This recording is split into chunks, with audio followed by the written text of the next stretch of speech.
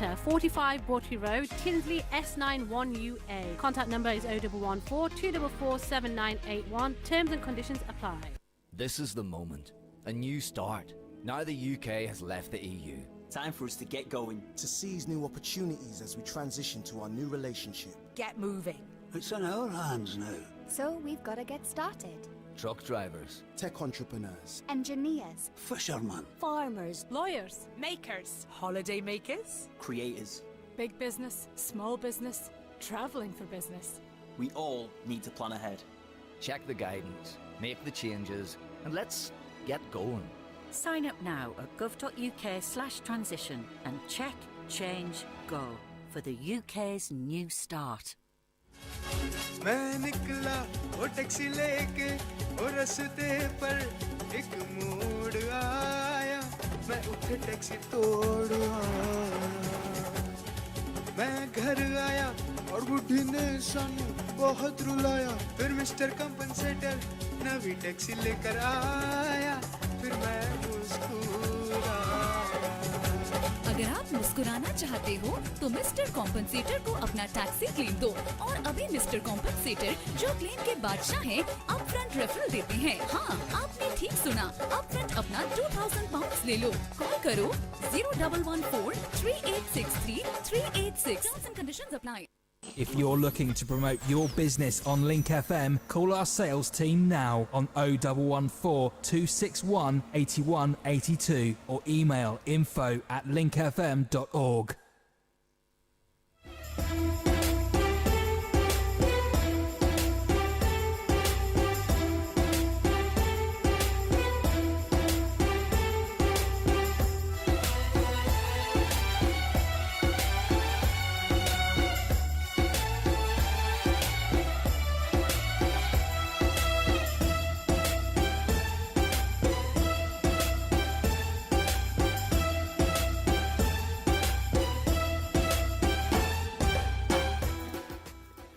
أعوذ بالله من الشيطان الرجيم بسم الله الرحمن الرحيم رب اشرح لي صدري ويسر لي أمري واحلل عقدة من لساني يفقهوا قولي آمين.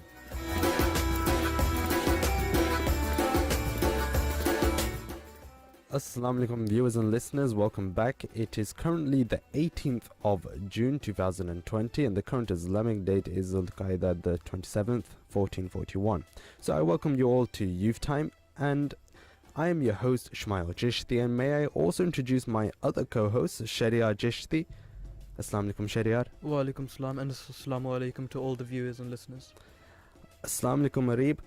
Wa alaikum assalam, assalamu alaikum, good morning to all the viewers, listeners. And assalamu alaikum Aman. Wa alaikum assalam. How are you? Good. Okay, that's good.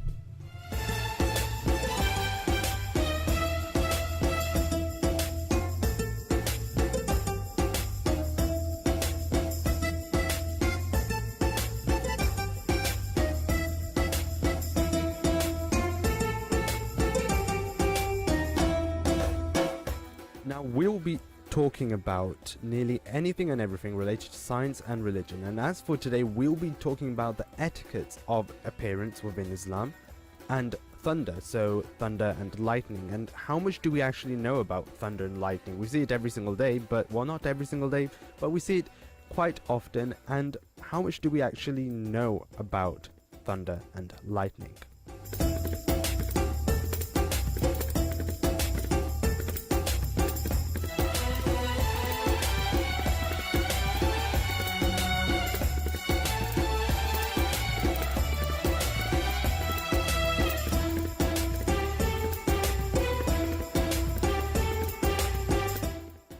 Okay, so beginning with the etiquettes of appearance within Islam, what do we actually know about the etiquettes of appearance, just like in general as well? Now, we also know that the importance emphasized within Islam about the spiritual cleanliness, but not only is the emphasis on spiritual cleanliness, but also physical cleanliness as well, and the outward appearance, and sometimes, usually this might be neglected, and there are various different Hadith Mubarak referring to the physical cleanliness as well.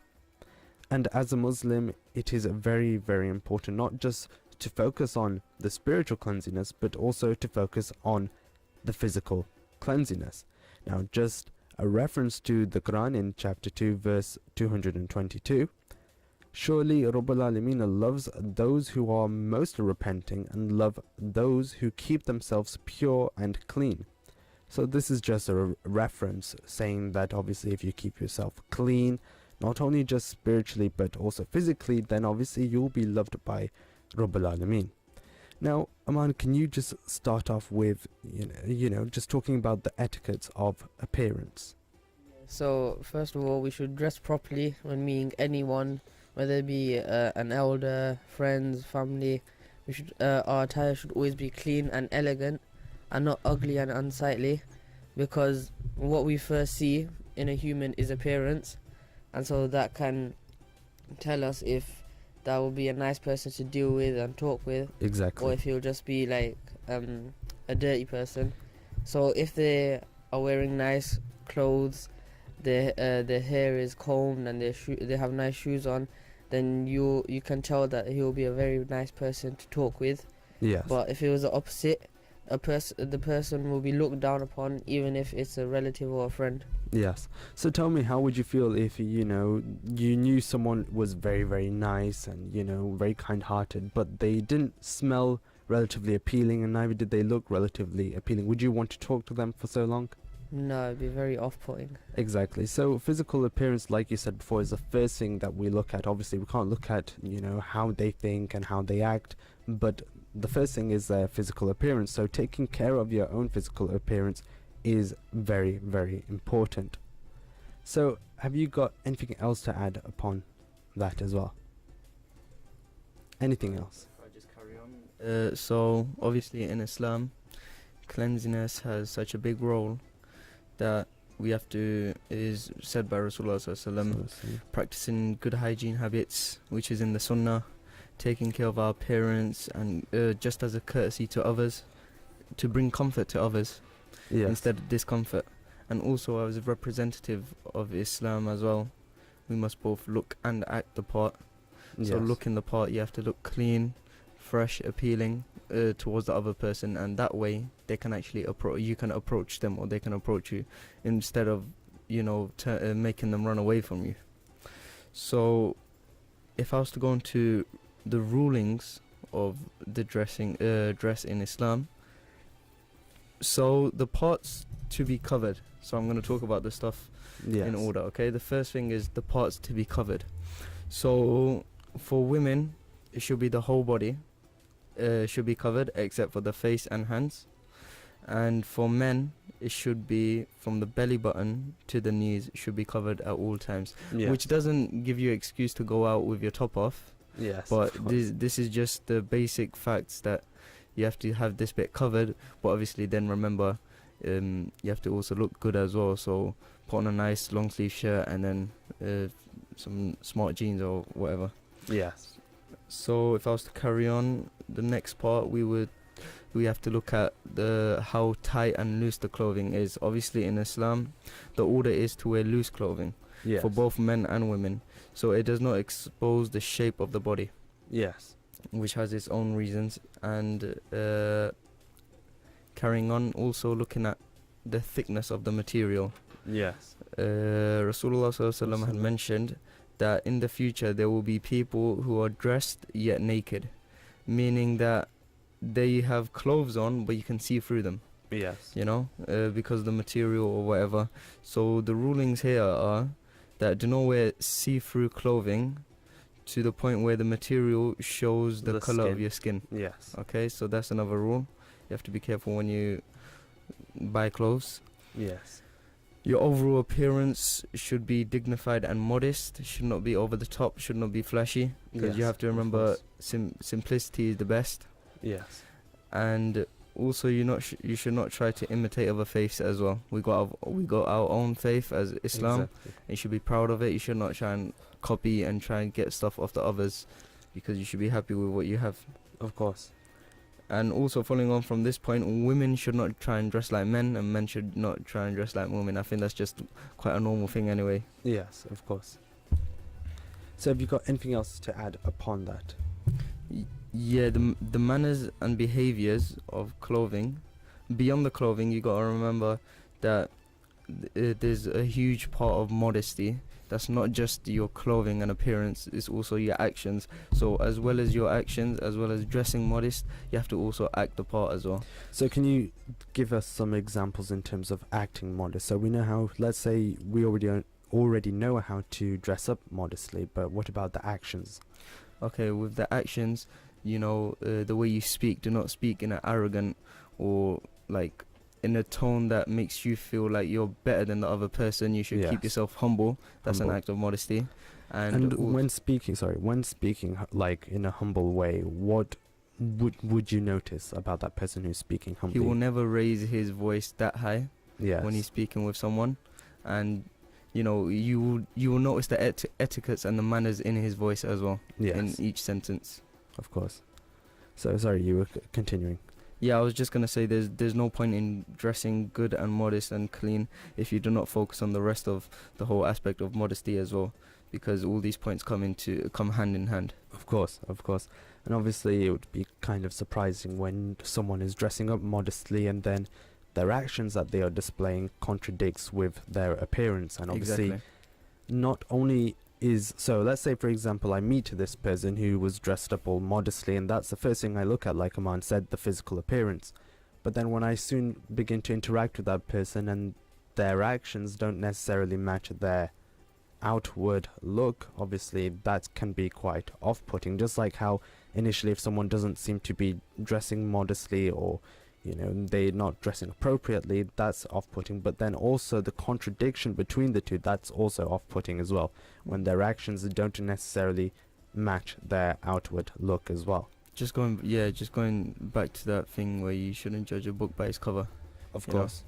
Yes, yet we shouldn't judge a book by its cover, but if initially the book itself, the cover looks appealing, then we're more likely going to read into that book. If the book cover tends to be tattered or not kept in, you know, good shape, in like pristine shape as well, and the outward look, obviously we're unlikely to read it. It's like going to Tesco, buying a new pristine, clean, nice book, and then going to an ancient library and finding an old tattered book. You're more likely to be drawn towards the one that is more pristine. So yes, you were saying. أعوذ بالله من الشيطان الرجيم بسم الله الرحمن الرحيم رب اشرح لي صدري ويسر لي أمري واحلل عقدة من لساني يفقهوا قولي آمين. So when we dress up, we're not just pleasing ourselves, like making ourselves like boosting our own ego that we've dressed up nicely. We're also pleasing the people we're around.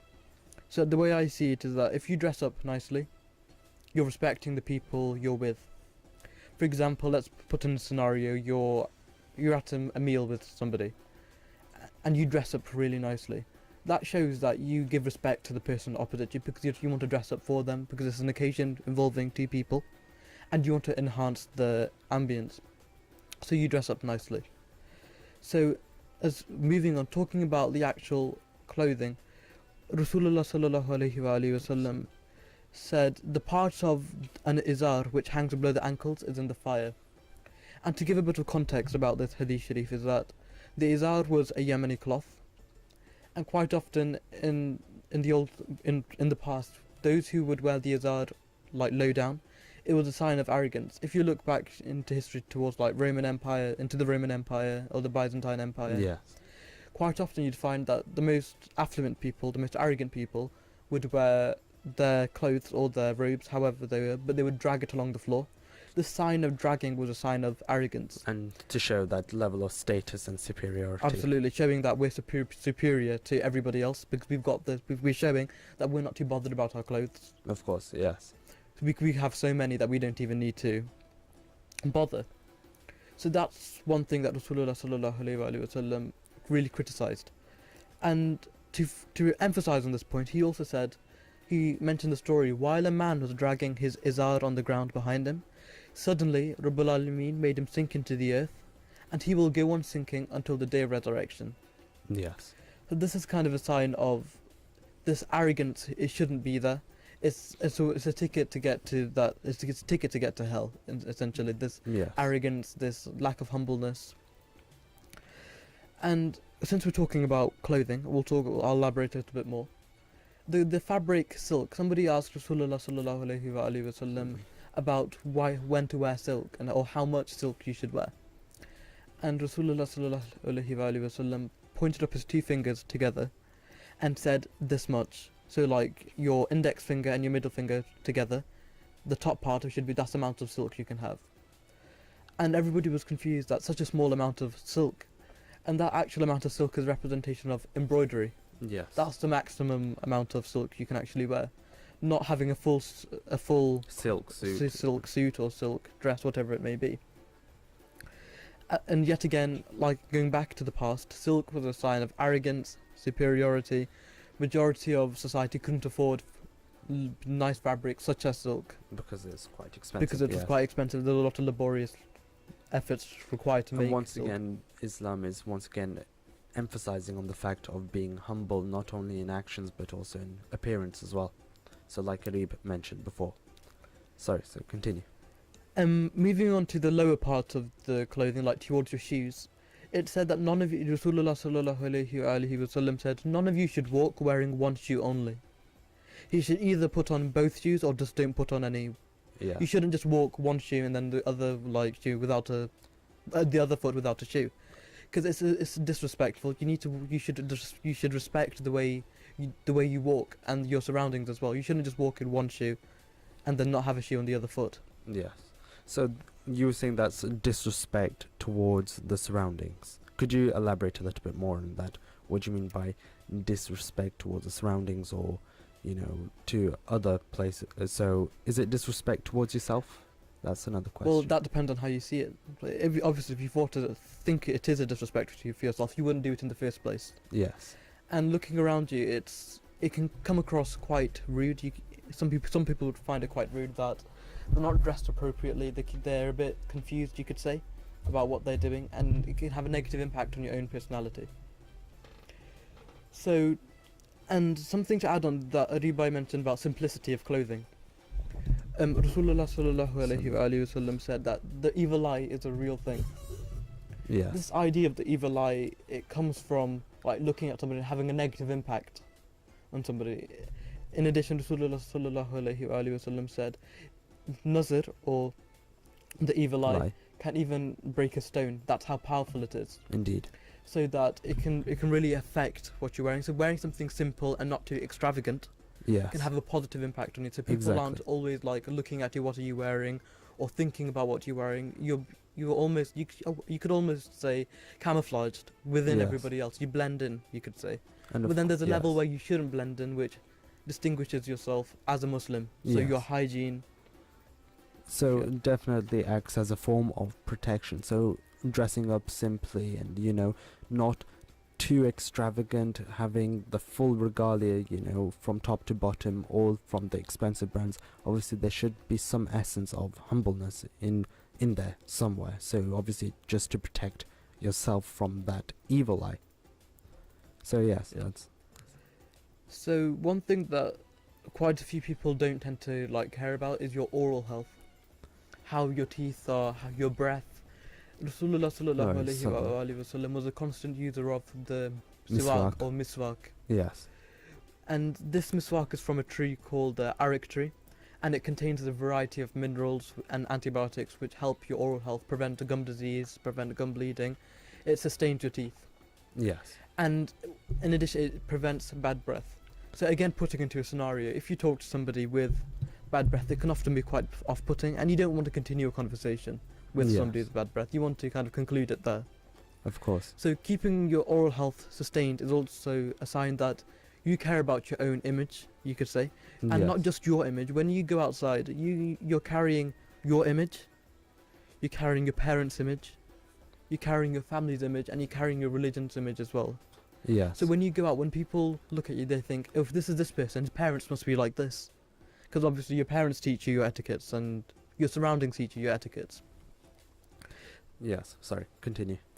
So your family as well, they'll have an opinion on your family that if you, for example, you have good oral health, you're very hygienic, then there'll be an assumption made of your family that they're probably very hygienic and they've taught this person well.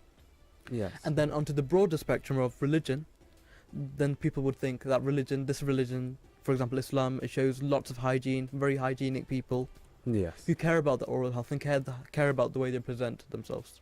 Now, sorry, just adding another point from what you said in regards to when Hazrat Nabi Kareem sallallahu alayhi wa wasallam was using the miswak to clean the teeth.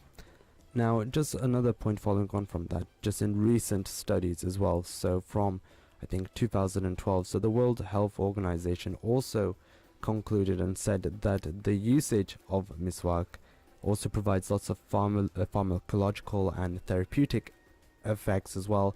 And not only that, they do encourage people to use it as well to clean their teeth in oral hygiene. So at first instance, the first impression that you might get from brushing, well, not necessarily brushing, but chewing on a twig will clean your teeth.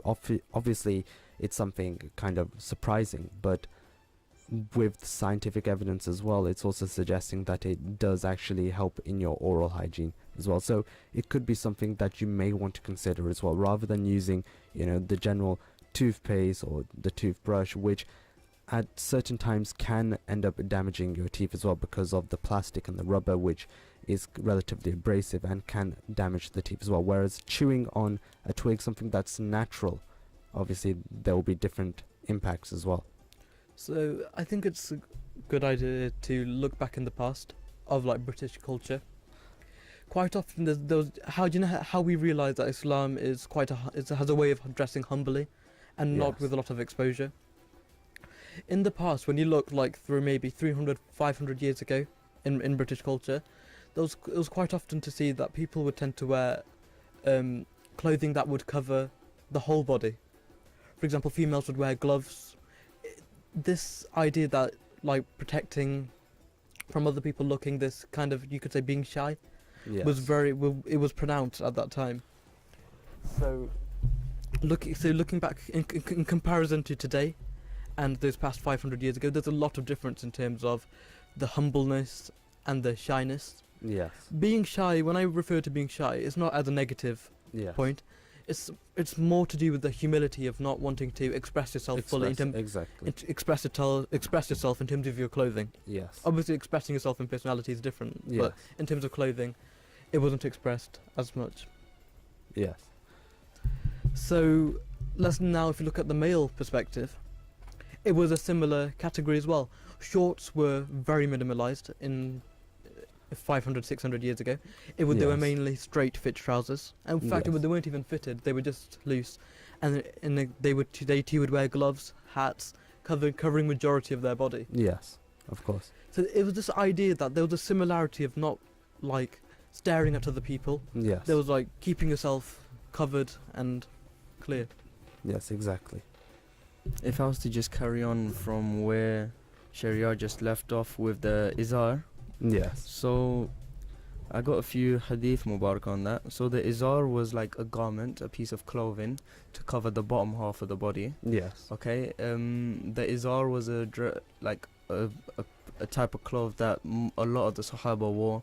Rasulullah ﷺ themselves wore it.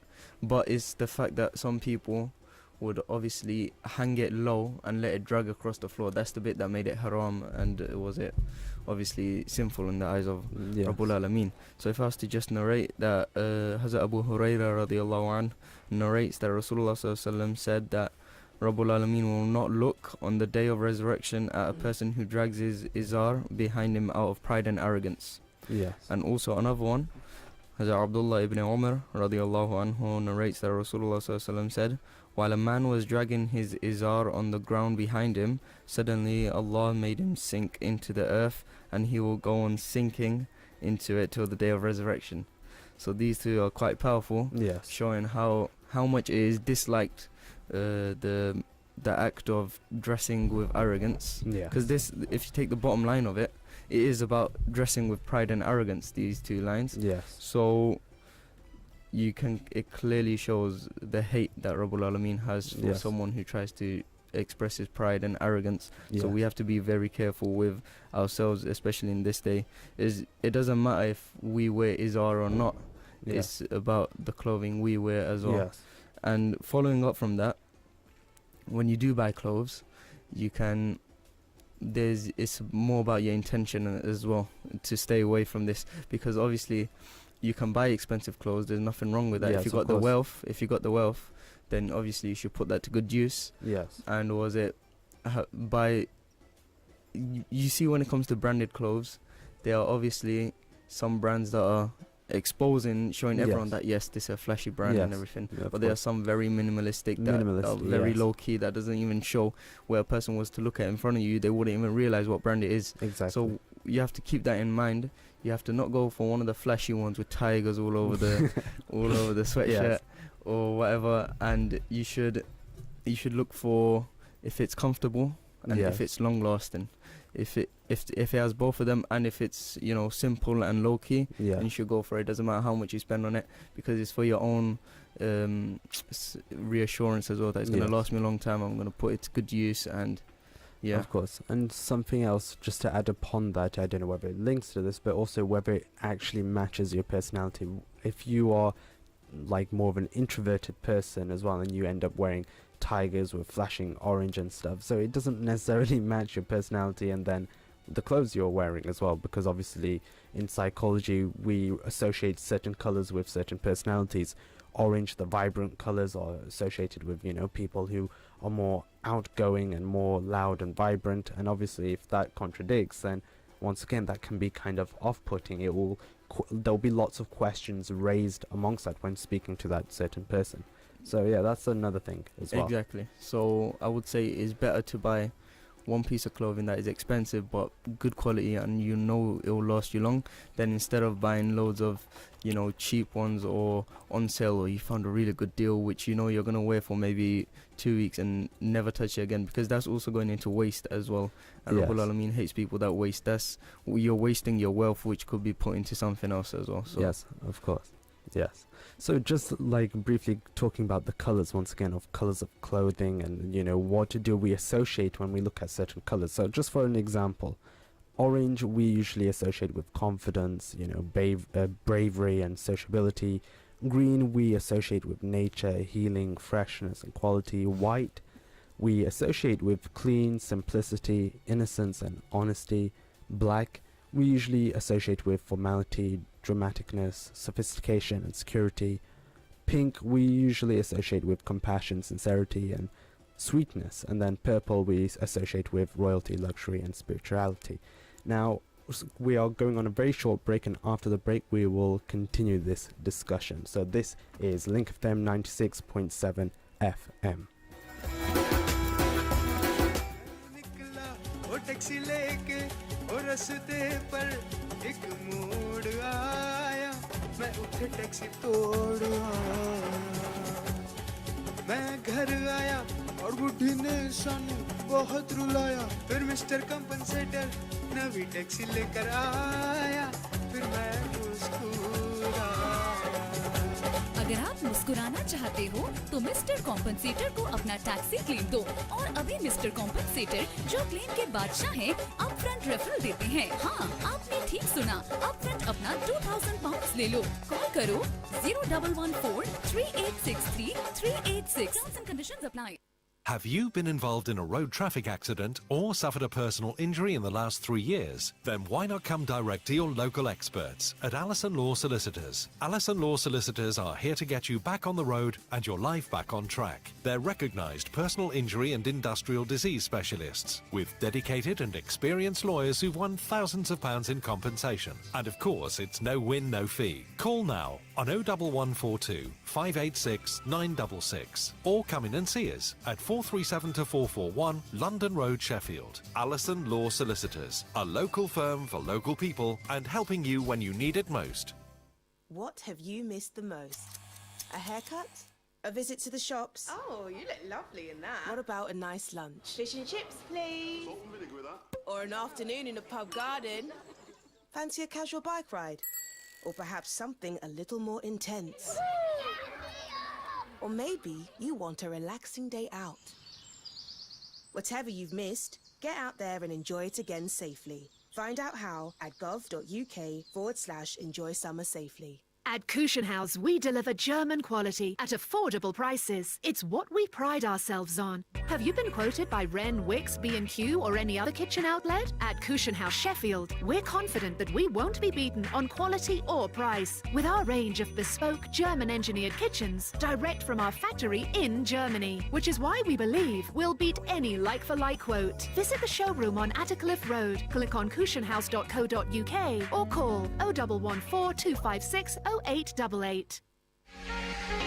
Lux Laser and Beauty Clinic, now open, 244 to 248 London Road, Sheffield, S2 4LW. We specialise in weight loss treatments, laser hair removal, beauty services, nails, hairdressing, spa sessions and much more. 50% introductory offer for laser treatments only. Visit us on www.luxlaserandbeautyclinic.co.uk or call us 0114 255 9888. How do we control coronavirus now? This is Scott. He's a nurse. NHS Test and Trace helps stop the spread of the virus in our communities. If you've got symptoms, even mild ones, get a test immediately. Don't leave home for any other reason. If you test positive, we can trace the people you've been in contact with and contain the virus. So get tested and protect each other. To get a test, go to nhs.uk/coronavirus or call 119. Stay alert. Control the virus. Save lives.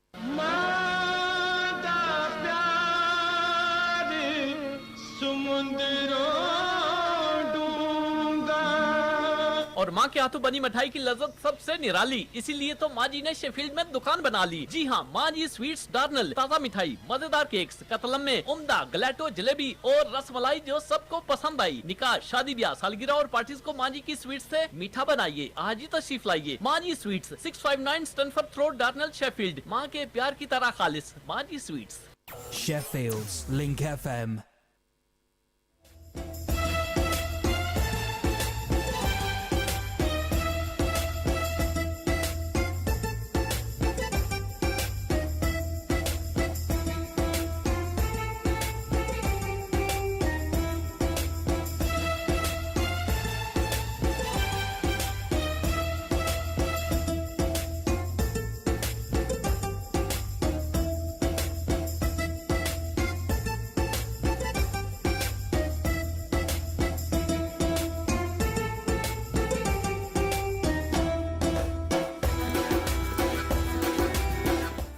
Assalamu alaikum viewers and listeners, welcome back to Youth Time. So currently the date is the 18th of July 2020 and the time is 12:30. So previously before the break we were discussing about the etiquettes of appearance and just reciting and just stating some various different hadith mubarakah in regards to the etiquettes of appearance.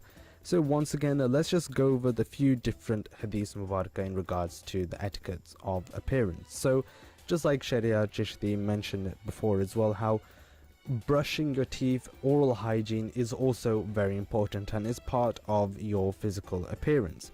Now, Hazrat Nabi Karim sallallahu alaihi wasallam said that had I not thought it difficult for my nation, I would have commanded them to use the miswak before every salah.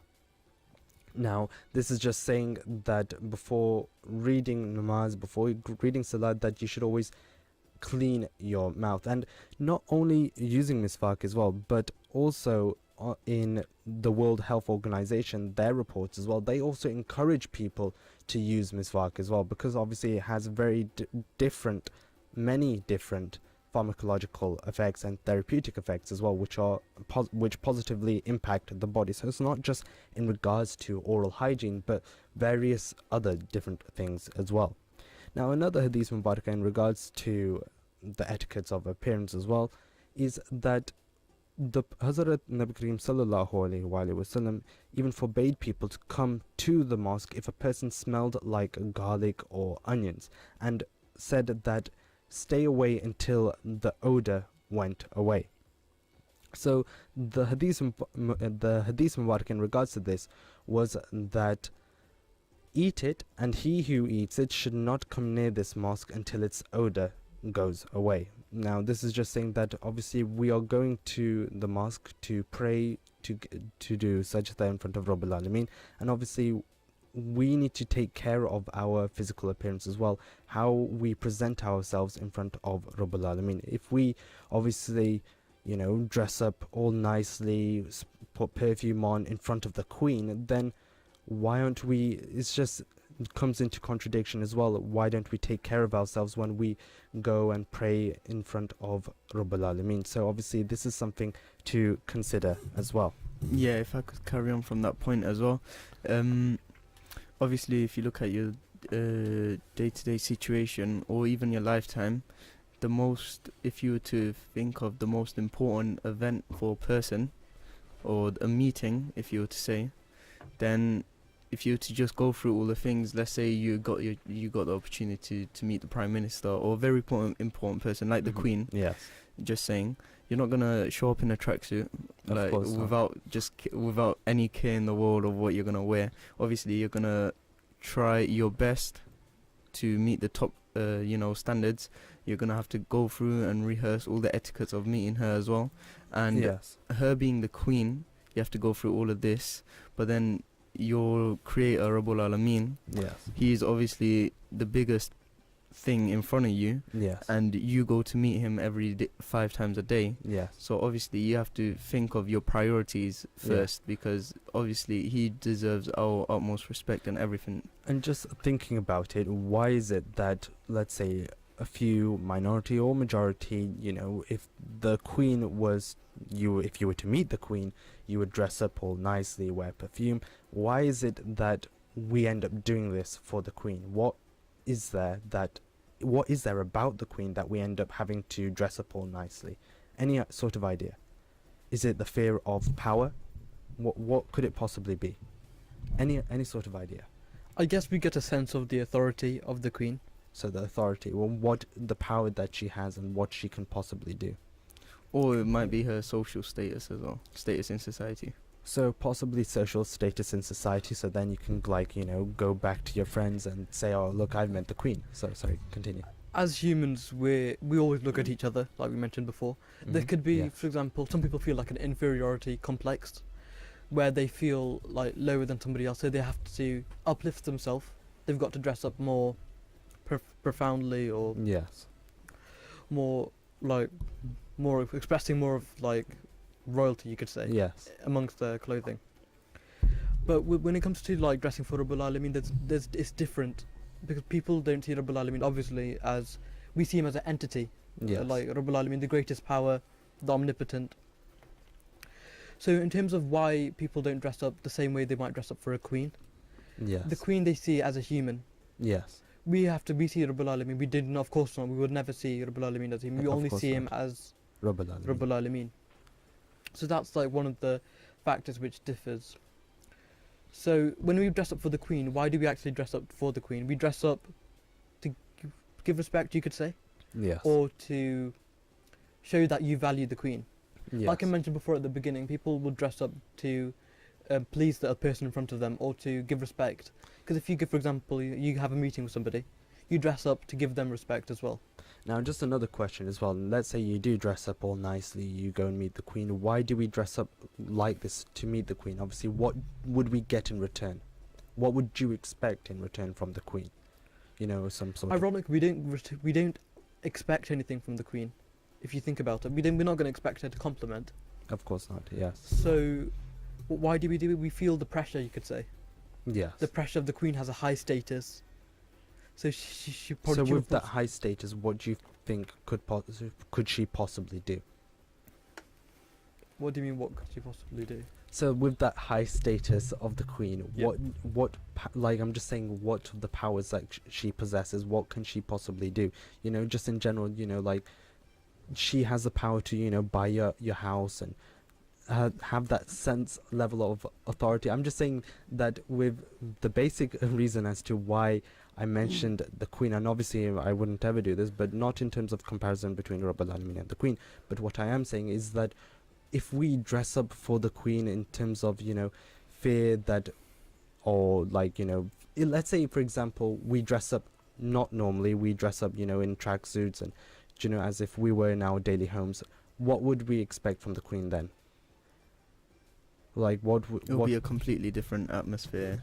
I mean, you know, just the presence of someone actually making an effort to dress up and everything, coming up nice, fresh and everything, compared to someone who's just in the casual wear, is just showing the fact that the person doesn't value the guest.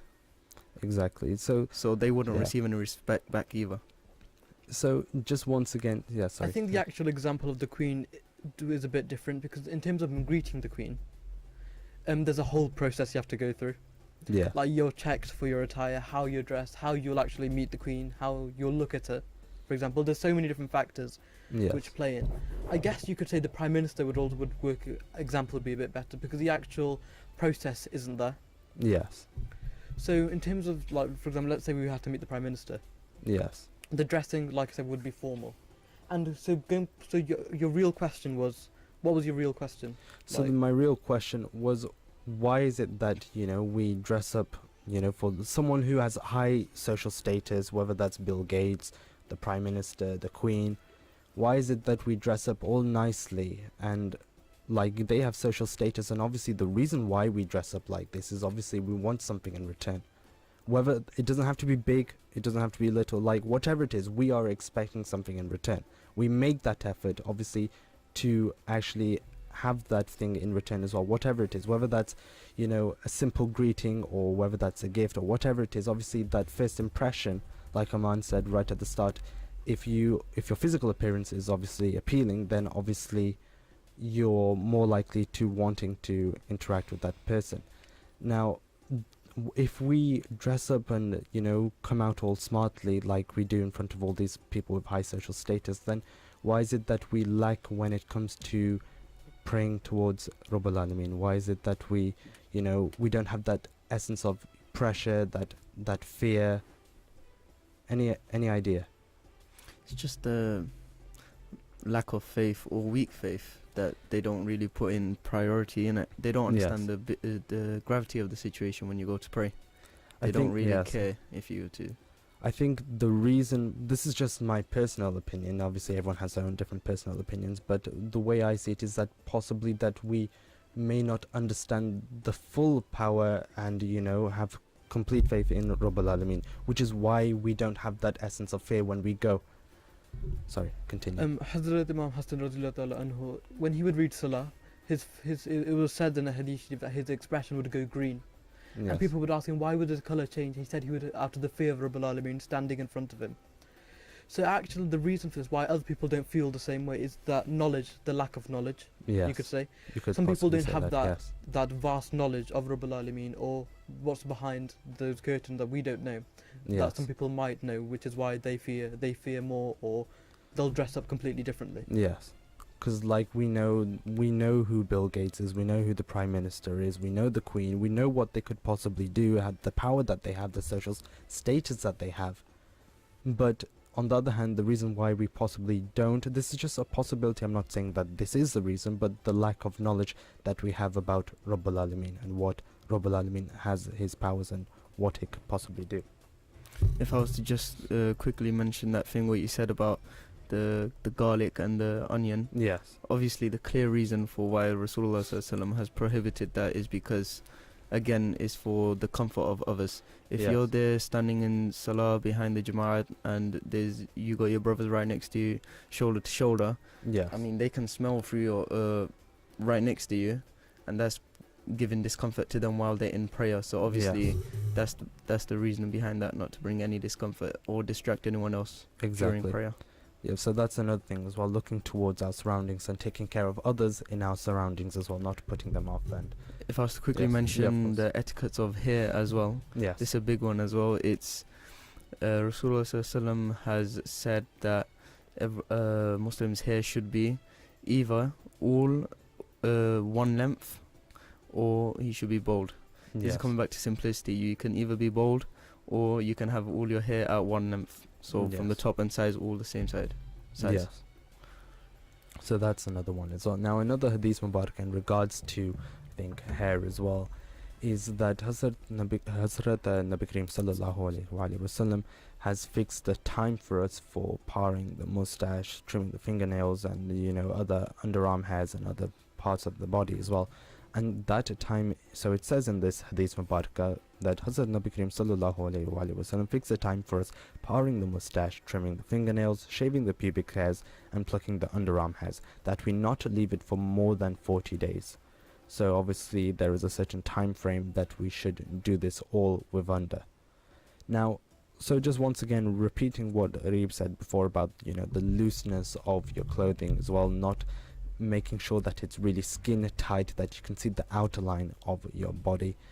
And obviously there are other reasons for that as well. And then we've also got the thickness of the clothing as well, so making sure that you don't see the color of your skin with the piece of clothing that you wear. And then you've also got, you know, not imitating other faiths as well, so not trying to imitate other faiths and trying to be proud within the faith that you are in. And then also talking about the decency but not flashy. You want to be looking decent, but you don't want to be overly extravagant, like Sharia Chishti said before about you want to have that essence of humbleness. And then obviously with physical appearance, to justify your physical appearance, you also have to act in a modest and a humble way as well. So just by physical appearance, if you suddenly act in contradiction to that, obviously it's something off-putting as well, just like how physical appearance, which is slightly off, that can be off-putting, but same again, your actions also have to be correct as well. So going back to that point of extravagance, Rasulullah sallallahu alaihi wasallam forbade the wearing of a gold ring for men, with the exception of going on a journey. And I'll explain the history behind this hadith sharif, that the Sahaba Ikram were, parts of them were poor and didn't have this utmost wealth compared to the others. Yes. So Rasulullah sallallahu alaihi wasallam banned the wearing of the gold ring, so they didn't feel the pressure of the gold ring or feel upset that they have a gold ring and somebody else doesn't.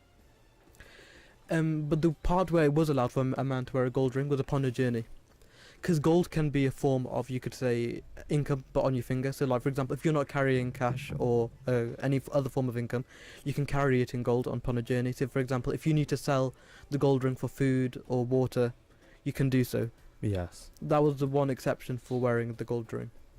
Definitely. So I definitely can see how wearing a gold ring tends to be more flashy, more extravagant, and obviously silver, like you said, adds that level of humbleness. Yes.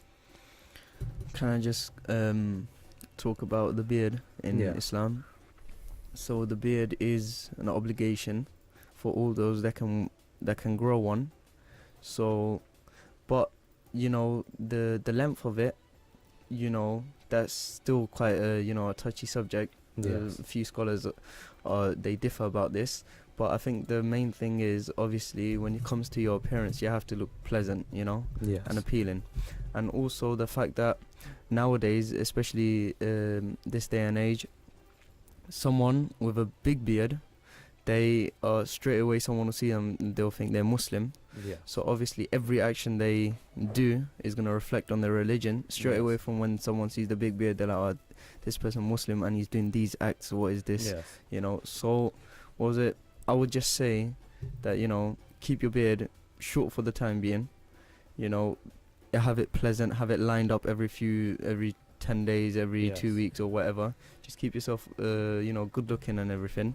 Yes. And also work on yourself and your manners and your actions.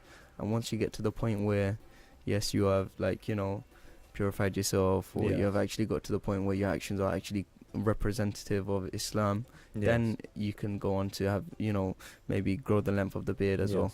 So because no one can point the finger. Of course, because changing your actions takes a lot more time, a lot more effort than changing your looks. Exactly. Changing your looks can be done within a few hours, but changing your actions, your etiquettes, your actions towards others as well takes a lot of time, a lot of practice, and a lot of experience as well.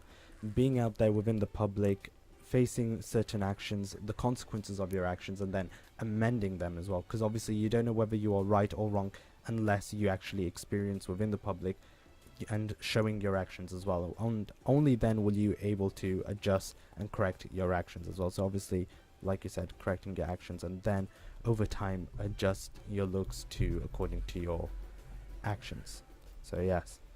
So have you got anything else to add upon the etiquettes of appearance? Yeah, I've just got one more hadith mubarakah. So Rasulullah sallallahu alaihi wasallam said to the companions, "You are on your way to meet your brothers. Put on a nice dress and fix your riding so you appear as a flock on a beautiful face. Allah does not like roughness or nor rough manners." So, just another, you're just telling us to be make our appearance very nice, because Rabbul Alameen doesn't like rough manners or like a rough appearance. So could you define what a rough appearance would look like and what a rough, personality would look like? So what would you see as a rough appearance? Like really scraggly beard, not combed hair, and like not ironed shirt or jeans, and just ripped dirty shoes. So obviously these little things obviously can build up to create one full picture. Obviously if I just had a scruff, or if someone else had a scruffy beard and the rest was, the rest of their appearance was fine, but then if they had scruffy beard, ripped shoes, ripped jeans, obviously these little minute things of their appearance can come together and create one big issue about their whole overall appearance. So like you said, that's absolutely correct as well. So with that being finished upon the etiquettes of appearance, so once again, just can someone elaborate and just conclude about the etiquettes of appearance? So can you just conclude about the etiquettes of appearance? So we began with the first point of the izar, or general clothing that shouldn't be dragged along the floor. Yes. Because it's a sign of extravagance and arrogance. So from the lesson from that is to humble yourself in terms of clothing, and humble yourself in terms of your posture and the way you sit, the way you move. Yes. Everything you do has an impact on somebody. For example, if you walk you bound down the road, you walk up and down and you shake your shoulders from side to side, that can show quite like arrogance and extravagance and a very strong and high ego. Yeah. However, if you walk normally at a slow pace and keep your posture in a very short area, it can seem more humble and polite. Everything you do has an impact on your surroundings. Definitely. And then we spoke about embroidery.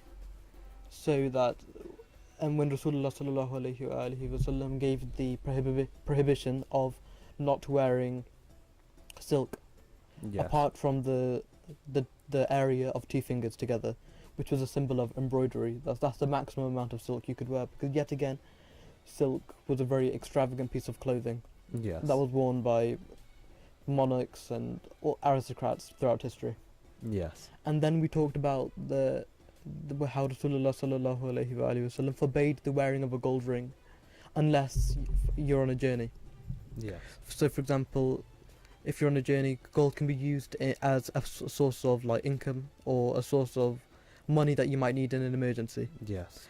And then we talked about the evil eye, and noted that humility and humbleness protects you from that.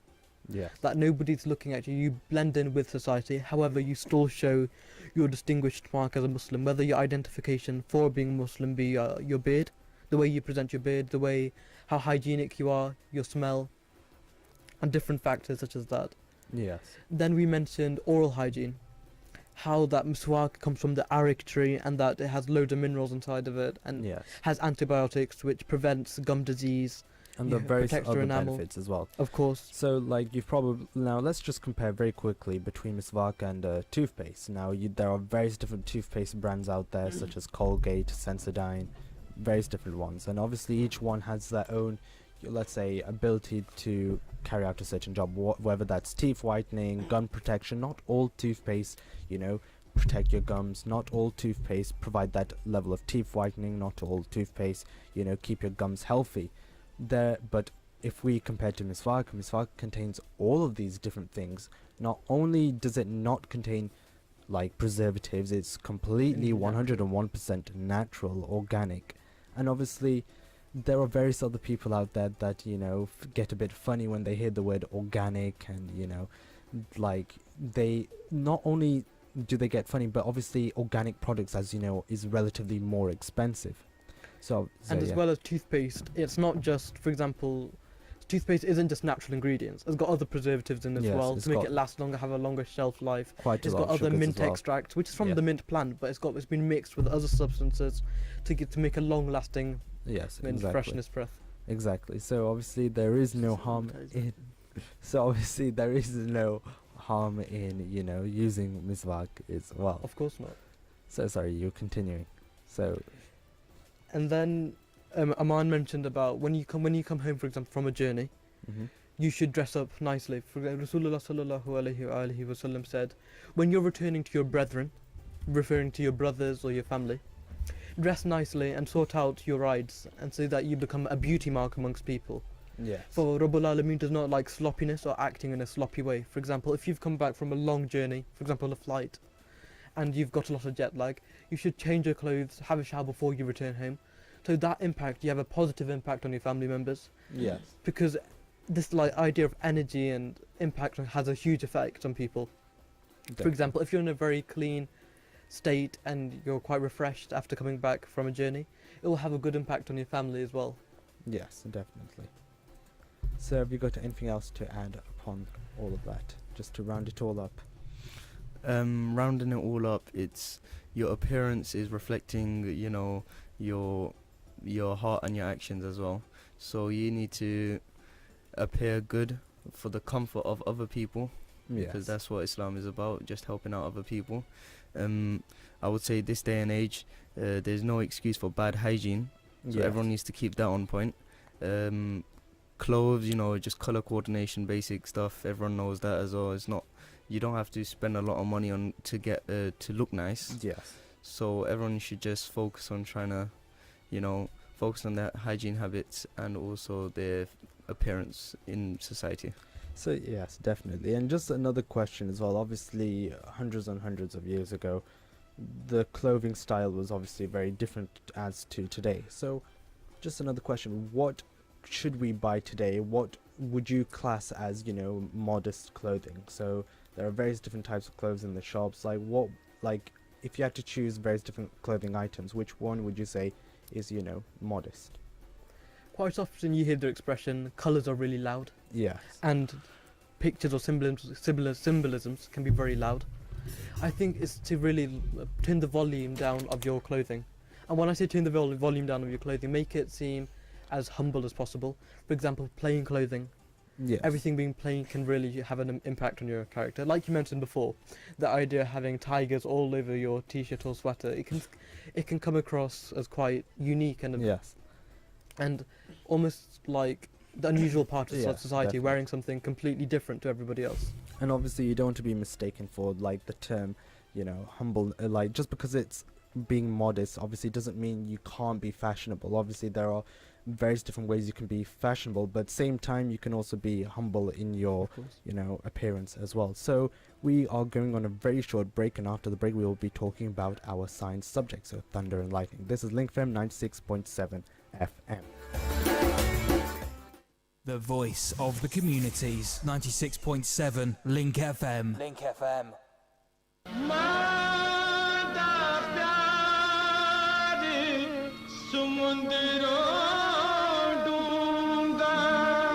और माँ के हाथों बनी मिठाई की लज्जत सबसे निराली, इसीलिए तो माँ जी ने शेफील्ड में दुकान बना ली। जी हाँ, माँ जी स्वीट्स डार्नल, ताज़ा मिठाई, मजेदार केक्स, कतलम में उम्दा गलेटो, जलेबी और रसमलाई जो सबको पसंद आई। निकाह, शादी ब्याह, सालगिरह और पार्टीज को माँ जी की स्वीट्स से मीठा बनाइए। आज ही तशरीफ लाइए। माँ जी स्वीट्स, 659 स्टैनफोर्ड रोड, डार्नल, शेफील्ड। माँ के प्यार की तरह खालिस, माँ जी sweets. This is a message from the government about the next stage of controlling coronavirus with NHS Test and Trace. To protect your friends and family, testing and tracing must become a new way of life. If you have symptoms, you need to get a test immediately. Don't leave home for any other reason. If you test positive, we will contact you to trace people who you might have infected. From now on, if you're told you've been exposed to an infected person, you must self-isolate for 14 days. Play your part and do the right thing, so we can safely return to a more normal life. Go to nhs.uk or call 119. Stay alert. Control the virus. Save lives. How do we control coronavirus now? Listen to Steph. She's a bus driver. Now that people are using public transport again, we really need to make sure that we keep each other safe. Passengers need to stay 2 metres apart. If that's not possible, make it at least 1 metre. I want to see everyone wearing face coverings over their mouth and nose unless you've got a good reason not to. And when you get to where you're going, you need to wash your hands. We've still got to play our part. Stay alert. Control the virus. Save lives. Whether it's for your home or your business premises, visit the Wentworth Contracts showroom on Princes Street, Rotherham, to see their range of carpets and carpet tiles, wood and laminate flooring, vinyls and even artificial grass too. With landlord special offers, including carpets at just £3.50 per square metre. This family-run business supply and fit them all. And if you can't get to the showroom, Wentworth Contracts will bring samples to you. For details, call 01709 552 556 or click on wentworthcontracts.com. At Kuchenhaus, we deliver German quality at affordable prices. It's what we pride ourselves on. Have you been quoted by Wren, Wix, B&Q or any other kitchen outlet? At Kuchenhaus Sheffield, we're confident that we won't be beaten on quality or price. With our range of bespoke German-engineered kitchens, direct from our factory in Germany, which is why we believe we'll beat any like-for-like quote. Visit the showroom on Attercliffe Road, click on kuchenhaus.co.uk or call 0114 256 0888. मैं निकला वो taxi लेके और रास्ते पर एक मोड़ आया मैं उठे टैक्सी तोड़ आया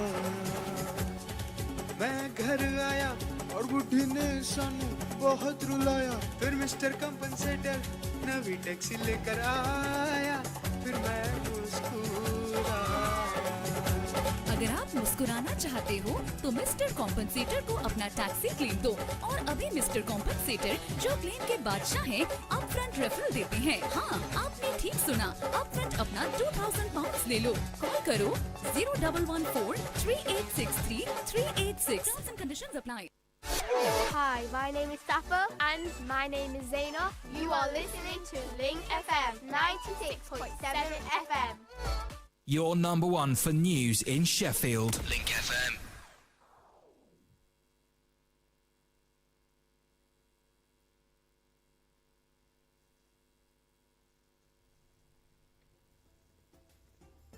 From the Sky News Centre at 1, councils in England have the power to introduce localised lockdowns in response to rising coronavirus cases from today.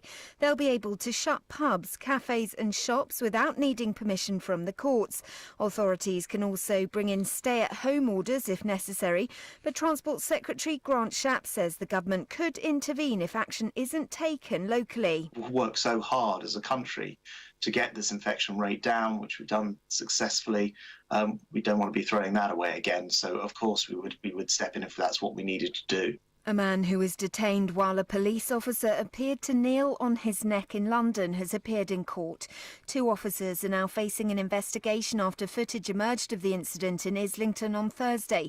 Marcus Coutain was charged with possessing a knife in public. His lawyer says the case mirrors almost identically what happened to George Floyd in the US. Congressman John Lewis, one of the leaders of the US civil rights movement, has died aged 80. Former US President Barack Obama says Mr. Lewis gave all of himself to the cause of freedom and justice. The cricketer Sir Ian Botham is reportedly set to become a Lord in the latest appointments of life peerages. The Prime Minister is rewarding Brexit loyalists with honours later this month, according to The Times. The list is also said to include the ex-Labour MPs Frank Field and Gisela Stewart, who both supported leaving the EU in 2016. Pete Wishart from the SNP is shocked by the decision. These people can now make laws, can now make amendments, can initiate legislation. And what's his qualification? He's a cricketer who supported Brexit. It is absolutely absurd. In the football, it's goalless between Stoke and Brentford, but a draw would be enough to move the London club up to second in the Championship. In the other early game, Charlton and Wigan are level at 1-1. That's the latest. I'm Elizabeth Secker. Today, tomorrow, every day. Sheffield's Link FM.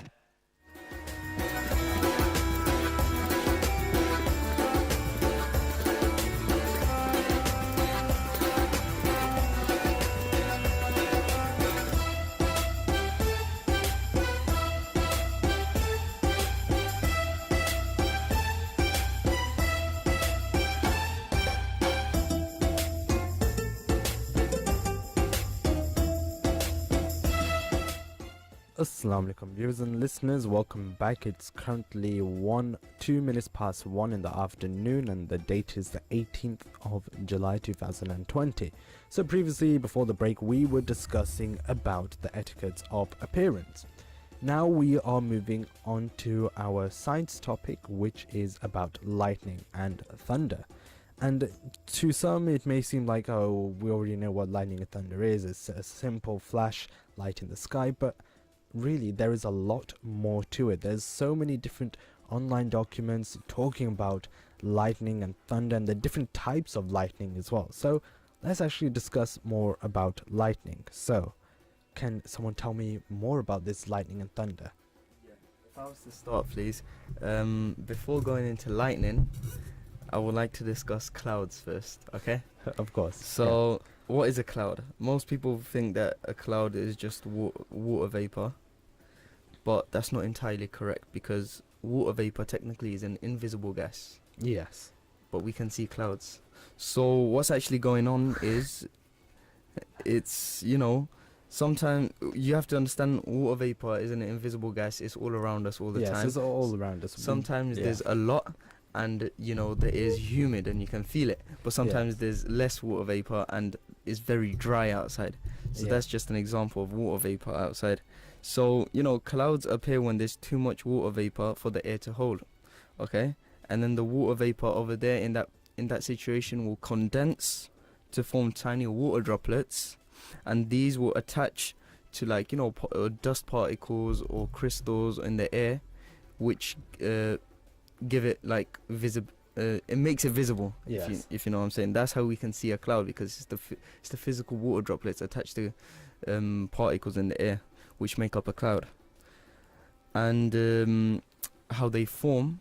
So basically, we all know what evaporation is. Evaporation, when you hang up a wet towel outside, you come back to it and it's dry. Yeah. Where is that missing water gone? It's evaporated. Evaporation, is when something changes state from liquid to gas. And here, the liquid, if you take the example of the towel, the liquid water has changed into the invisible gas called water vapor and drifted away into the atmosphere. Yes. So, liquid water changing to gas. When this happens, the liquid water gets extra energy from a heat source, okay? Yes. And usually this heat source will be the sun. These energetic molecules that have taken heat energy from the sun, they escape the liquid water in the form of gas. And these molecules also absorb heat when they leave the thing as well. So during this transition, they will take heat with them. That's why usually they will leave the water cold. Yes. Or the liquid water cold. Or they will cool down, okay?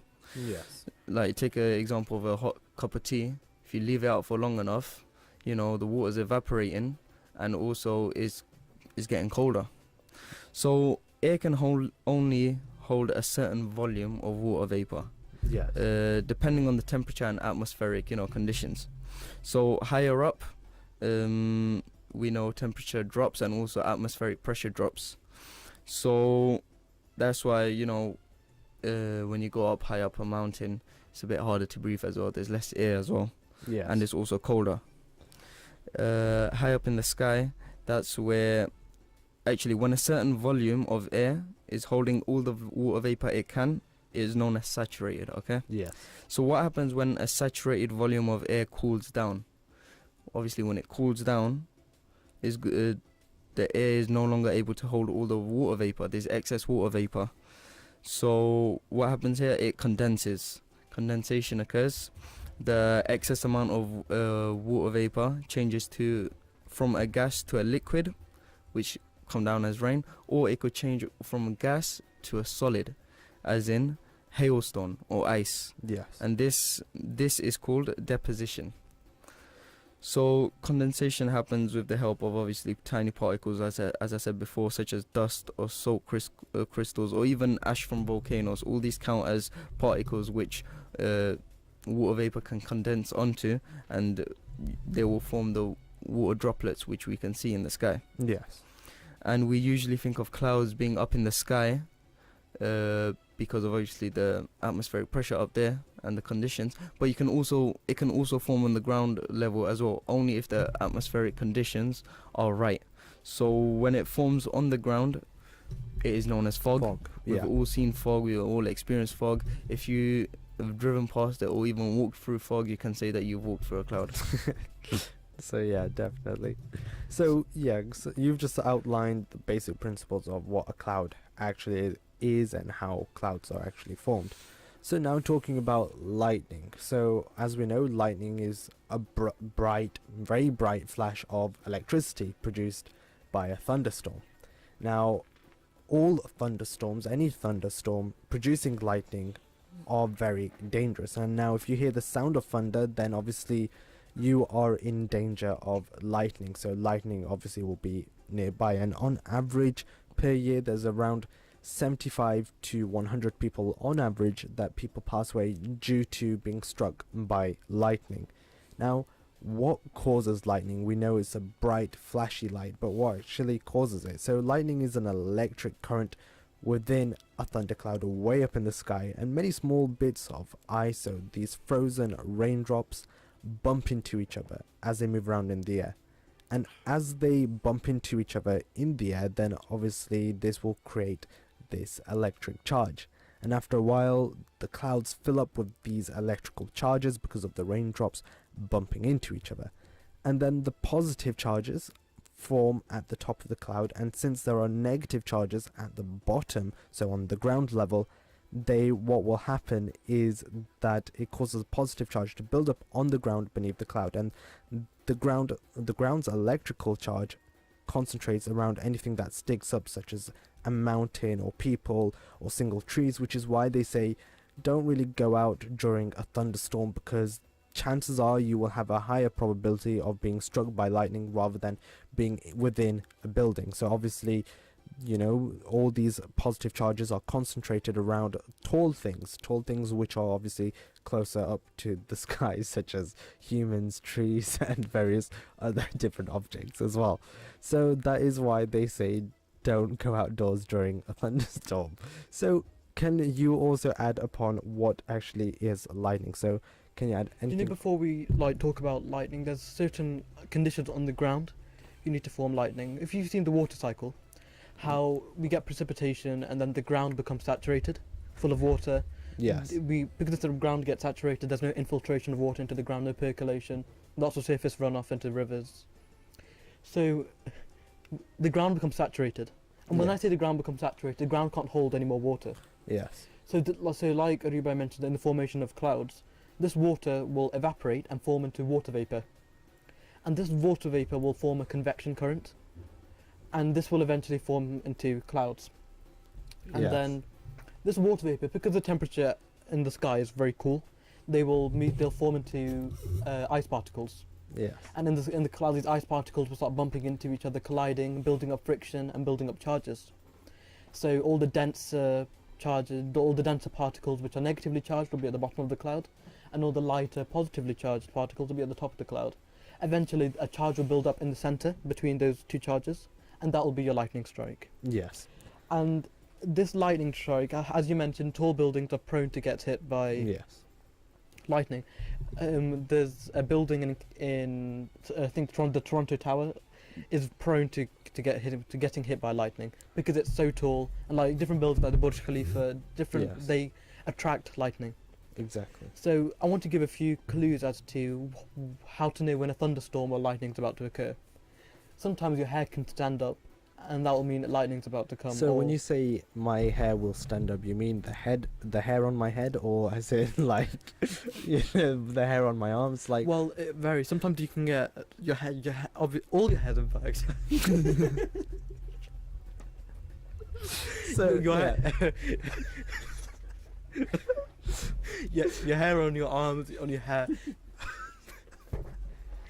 That's the sign of positive charges running through you, and then your hair goes up. They say that if your hair goes up, you should go inside because that means a thunderstorm's nearing. So whenever your hair stands up on, whether that's your head or your arms, usually what happens is that's an indication of lightning is close by. And obviously there are other scientific, explanations behind as to why that happens, but obviously it's a relatively funny indication as to lightning is close by. Now, how hot is lightning? That's another question as well. It can be hotter than the surface of the sun. So 6 times hotter than the surface of the sun. So it contains 1 billion joules of energy. And the thing that shocks most people is that if it does hit somebody, lightning, why doesn't it kill them? Majority of the time, 80% of people who do get hit by lightning survive.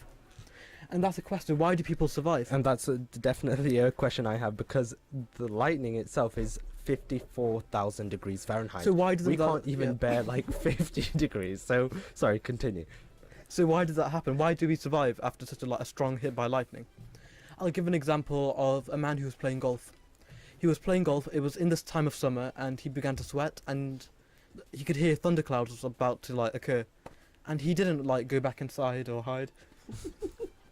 He continued playing golf. Yeah. And suddenly he got hit by lightning.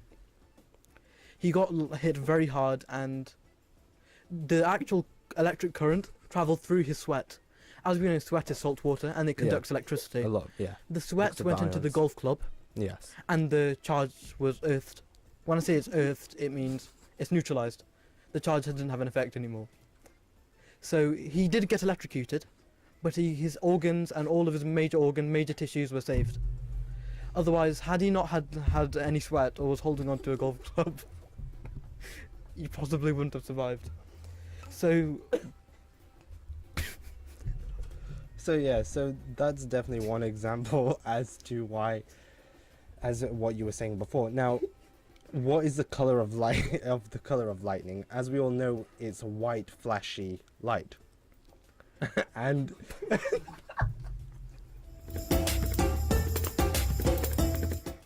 so it's a white flashy light, and this white flashy light sometimes can vary between yellow and white as well. Now, what causes thunder? So we know what lightning is. Lightning is a bright flashy light, and thunder is caused by lightning. So when a lightning bolt, travels from the cloud to the ground and zap, it opens up this little hole in the air. So when it zaps to the ground, it opens up a little hole in the air. So yes, I know this topic can be, subtly quite funny, but it is what it is. So it opens up a little hole in the air. Now, this is called a channel. Now, stay with me. So this little hole is called a channel. Now, this lightning will open up this little hole called a channel, and once the light has gone through the air, touched the ground, made a zap sound, what will happen is that channel will close.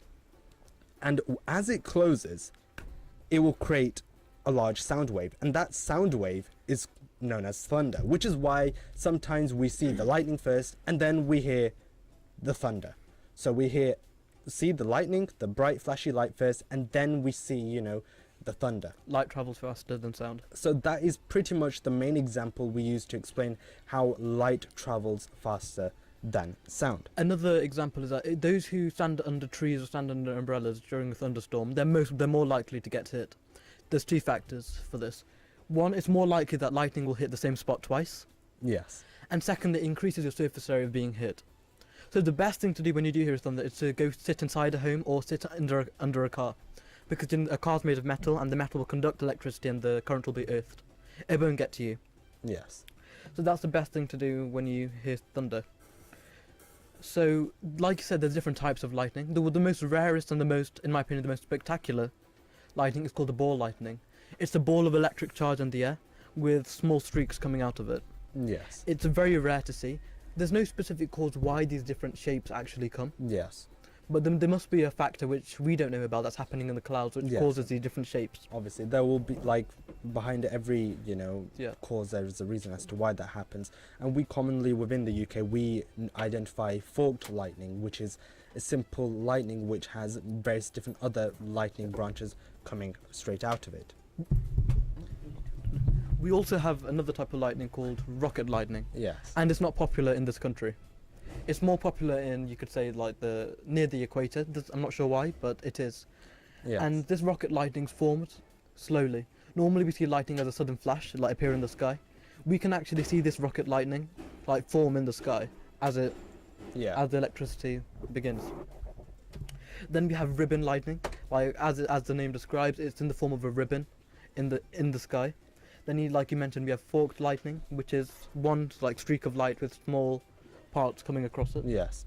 And sometimes during like monsoon weathers and other occasions as well during the summer, we have this certain type of lightning, and that's called heat lightning. And basically that is just used to describe on a hot summer's day when the sky is like clear and overhead, you just have this certain type of lightning which appears during the summer time. Now, sorry, Man, you were just another two more types of lightning. So another one was staccato lightning, which is it has a short duration and it just appears as a single very bright flash. And the other one was bead lightning, which breaks up into a short string of short bright flashes, and this one is also relatively rare. Yes, definitely. So I think the rarest one out of all is the ball lightning, which is literally a ball of light within the sky. And obviously that can be very very awe-inspiring, very spectacular to see, but obviously it's not as common. So, and I don't think I've ever seen it throughout my entire life within the UK. So the most common form of lightning I've seen is forked lightning, and you know, the typical lightning, which is forked lightning. I remember hearing a fact about lightning powering a light bulb for 3 months. Because I said it's 1 billion joules of energy, this lightning. So that is a lot of... It's a really good source of renewable energy, you could say. Because obviously we're not doing anything to get rid of it. Yes. And we're not consuming it, it's just happening, it's a natural process. Yes. However, some countries are prone to having it like 60 times a day. Those who are prone to having lightning. And they've tried to, it's impossible to actually harness lightning and where it's going to hit. Yes. Obviously there's a chance of it'll hit the most tallest buildings. But that's not always going to be the case. Sometimes it might just hit the ground. It's all dependent on different factors. So to actually harness lightning and use it as a source of energy, it's quite difficult. But it was a theory in mind that it can be used as an alternative. Definitely. And obviously if, you know, science progresses as it progresses, if we end up, you know, finding a way to harness this lightning, obviously this will save a lot amount of money. Yet initially the amount of money spent into harnessing the lightning and actually producing electricity for, like, let's say a certain part of the country, obviously it will take up a lot of money, but in the long run, like you said before, how many joules of energy was 1 billion. 1 billion joules of energy just in one strike of lightning. One strike of lightning. One strike of lightning. And when we have lightning, it comes in multitudes. It doesn't just come once, it comes in multiple. And just another question, do you happen to know how much on average joules of energy, you know, like per year a house uses? How much joules of energy? Any idea at all? So any idea as to how much joules of energy a house uses? Just give an example of the light bulb. For example, the light bulb, it requires that 1 billion joules of energy. Yes. That can be 3 months of a fluorescent light bulb, not an efficient light, a fluorescent light bulb, which is the least kind of efficient light bulb. It uses lots of energy, produces lots of waste energy. Yeah. So the fact that it can charge something not very efficient for 3 months, it could probably do a large scale of things which are efficient, such as LEDs and other efficient products. Yes. So once again, so I think we've pretty much come to the end of lightning and discussing about the different types of lightning and how lightning comes about as well. So have you got anything else to round it all up in regards to lightning and thunderstorms? I won't round it up, I'll let that someone else do. I just got a fact here. Yes, of course. Just some basically the Toronto CN Tower is said to be struck by lightning 75 times each year. Yes. And in fact, in August 2011, the tower was shocked for a record-breaking 52 times in 84 minutes. So that's just getting rid of the myth that can lightning strike the same place twice. Well, of course it can. I mean, yes. Yeah. So if it can, so 52 times did you say it will strike? So 52 and times. in one strike of lightning, how many joules of energy? 1 billion. 1 billion. 1 billion. So that's 52 billion joules of energy. So obviously you can imagine.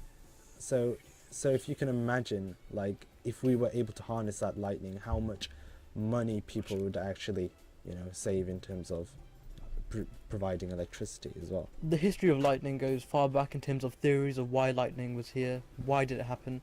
Like nomadic tribes, they used to think that lightning was a punishment from their idols, their gods, whatever they believed, their entities. Yes. They thought it was a punishment, and if anybody got hit by lightning, it was a specific punishment for that person. They've Yes. done something wrong. And this was a constant, this was a repeating process throughout history. Not just one nomadic tribe, loads of tribes across the world would believe that idea. Same with earthquakes and other natural disasters like tsunamis. If it affected somebody, it was meant to be a punishment for them. Yes.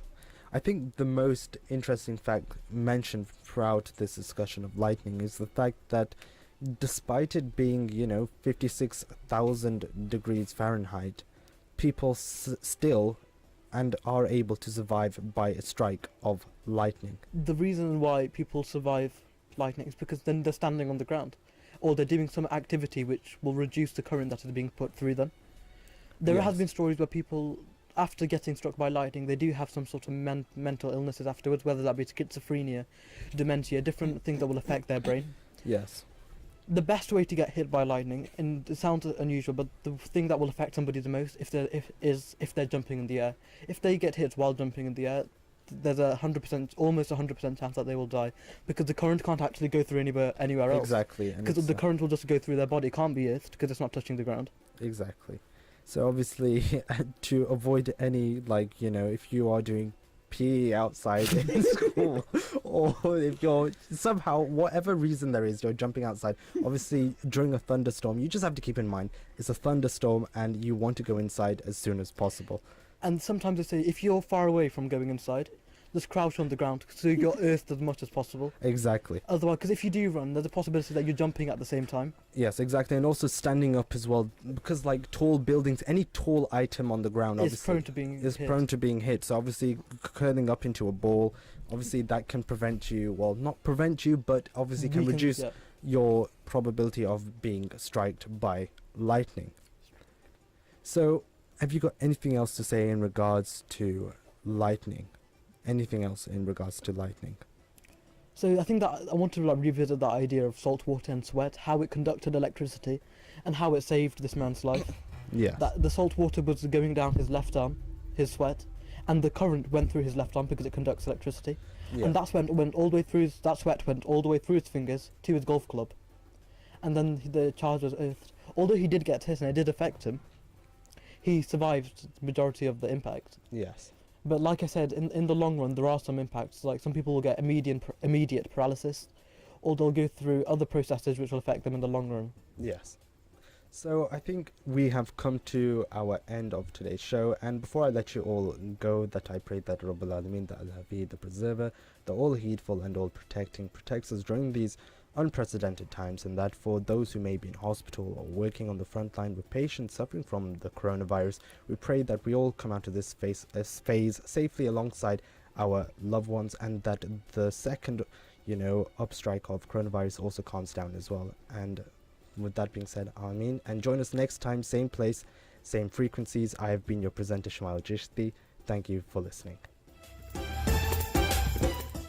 Local community, Sheffield's very own community radio station, Sheffield's Link FM. मैं निकला वो taxi लेके और रास्ते पर एक मोड़ आया मैं उठे टैक्सी तोड़ आया मैं घर आया और बुढ़ी ने सानू बहुत रुलाया फिर मिस्टर कंपनसेटर नवी टैक्सी लेकर आया फिर मैं अगर आप मुस्कुराना चाहते हो तो मिस्टर कॉम्पनसेटर को अपना टैक्सी क्लेम दो और अभी मिस्टर कॉम्पनसेटर जो क्लेम के बादशाह हैं अपफ्रंट रेफरल देते हैं। हाँ, आपने ठीक सुना, अपफ्रंट अपना 2000 पाउंड ले लो। कॉल करो 0114 3863 386। Terms and conditions apply.